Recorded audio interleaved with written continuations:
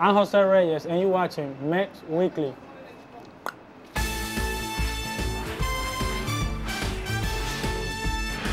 Coming up on a star-studded edition of METS Weekly, presented by FlatRate Moving, we sit down with one of the team's veteran leaders. Try to tell these guys when you put a MET uniform, you're not here to get your feet wet, and taste the big leagues. You're here to help us win. Plus, all you need to know about Chris Carter and how he earned the nickname The Animal. When he would get to the ballpark, he wouldn't even sit down 1 minute. He would just throw all of his stuff on his chair and just pace around the clubhouse. And the Subway Series brought the stars out to Citi Field.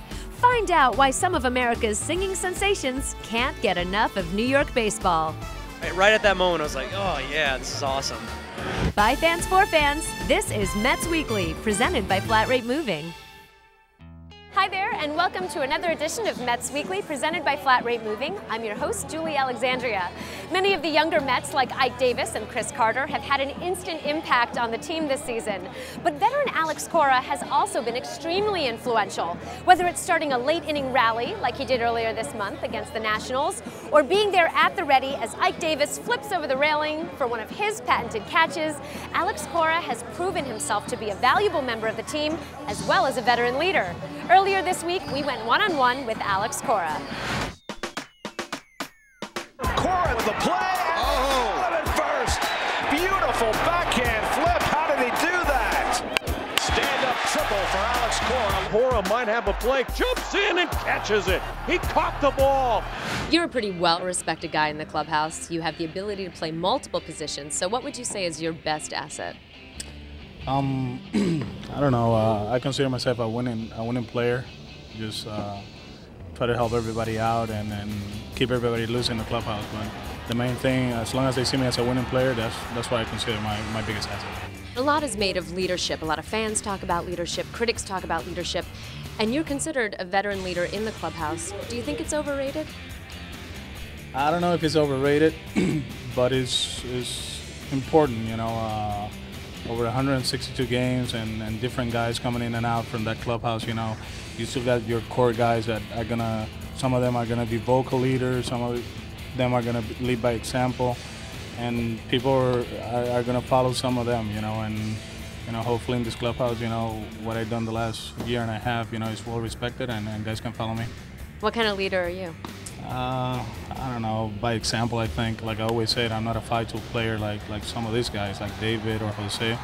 But, to play 11 years in the big leagues, something good I have to do. So I just show up and lead by example. And Cora drops down a beauty of a bunt. Clippard has no play. Now, injuries aside, how would you say this year's team is different and or better than last year's team? Depth, I think, like you see, having an R.J. Dickey, you can call him up and he gives you 2 great starts. Valdez, he can come in for John Maine and give you 4 or 5 innings. The bullpen is a lot better than last year, and I think our bench is a lot better. I think that's something the organization tried to do in the offseason, and I think it's helping us out. Matthews racing to second, and he's in with a double. There are a lot of young guys on the team. There's a lot of new faces this year. So who's impressed you the most so far? The first baseman. He made an impact right away, not only offensively but defensively, and he belongs. That's the most important thing. I try to tell these guys when you put a MET uniform, you're not here to get your feet wet, and taste the big leagues. You're here to help us win, and that's what he's done. So you like Ike? We like Ike. What's your favorite part of the game? Oof. You know what? Winning.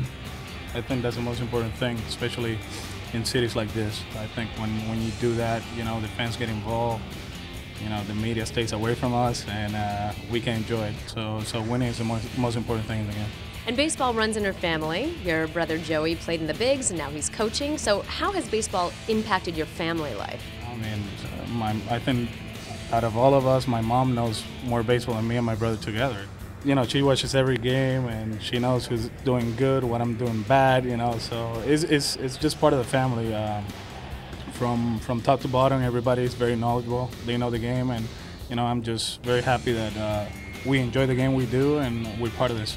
Does your mom ever critique you? No, she will never do that to the baby of the house. I'm the youngest one, so you know, she knows when to call and when not to call. You know, I'm my biggest critic, but she's very aware, you know, when I'm having a good day or a bad day. And like I told you before, it's not the calls when the good days, you know, it's the calls in the bad days that really help me out. Thank you so much. No problem, anytime. Coming up on Mets Weekly, presented by FlatRate Moving, we find out how Chris Carter's animal instincts paved the way for his rise to the big leagues. And a special look back at the World Series team of 2000.